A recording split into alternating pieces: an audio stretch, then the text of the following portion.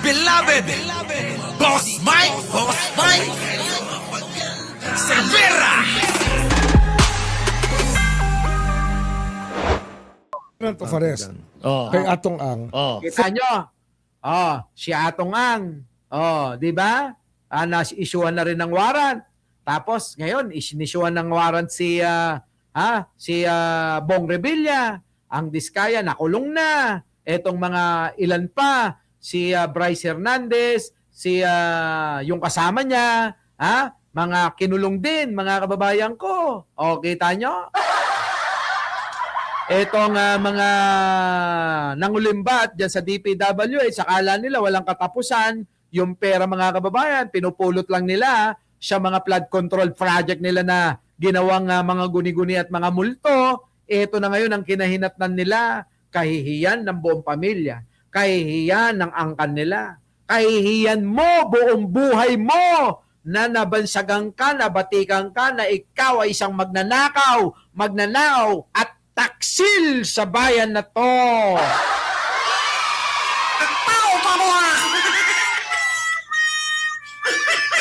Diba? Ang pangit nun, ano? Pag sabing ganun. Sino tatay mo? Tatay ko si Martin.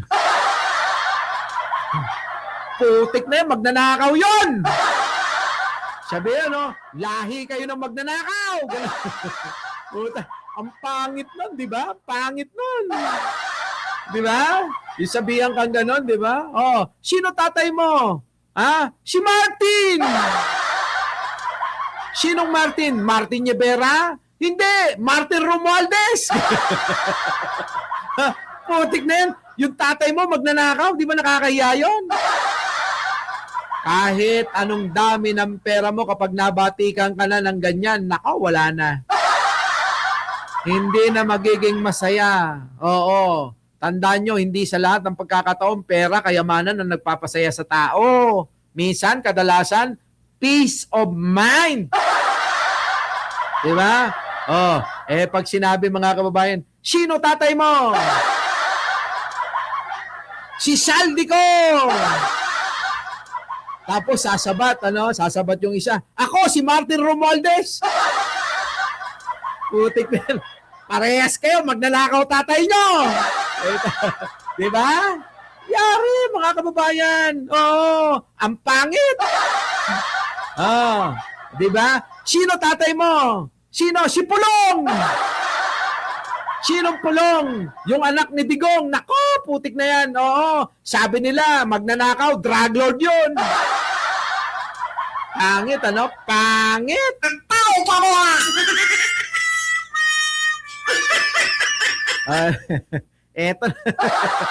Eto na.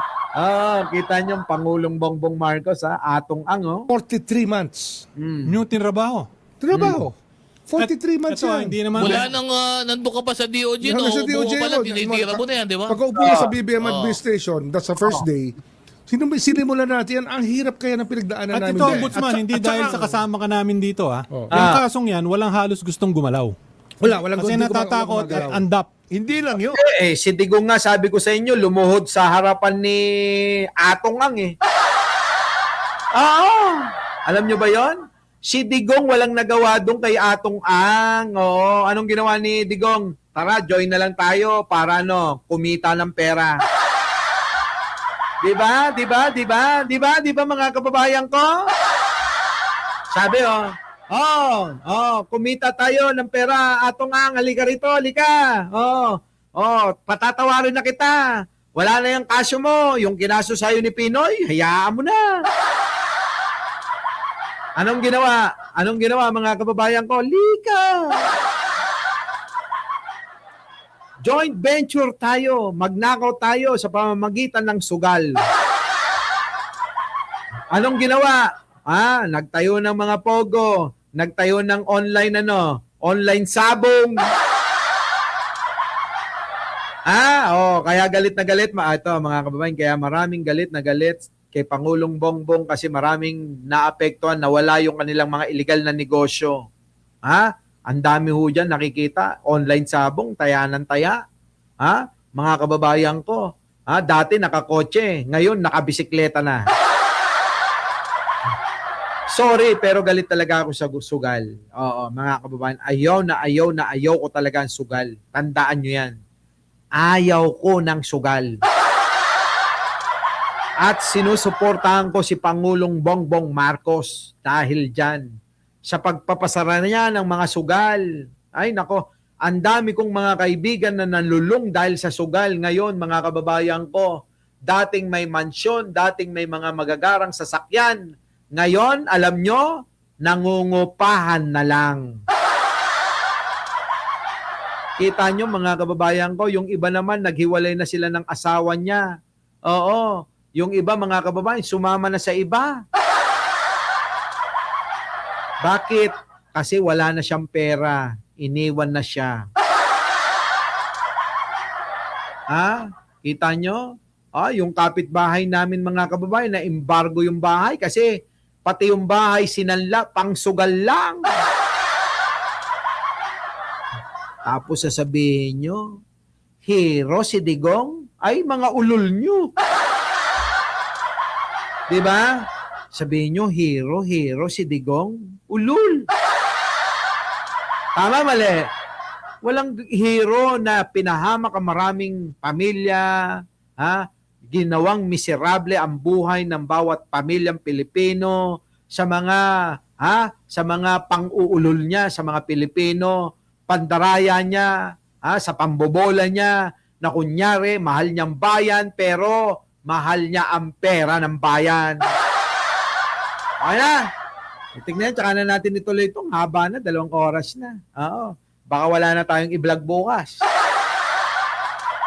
So paano? Bago tayo maghiwa-hiwalay, baka isang like, isang share, at isang subscribe naman. Okay? At manood na ho kayo sa mga paborito nyong mga vlogger dyan. Muli, maraming salamat sa pagsama. Diyos ti agni na kaya kadatayo amin apo. At syempre, maraming salamat. Kung wala kayo, wala ako dito. Sabi nga nila, ako po ang inyong lingkod, Mike Cervera po, lagi nagsasabing, mahalin natin ang ating kapwa, pagdasal po natin lagi ang ating bansa. Maraming salamat po. Our beloved Boss Mike Cervera.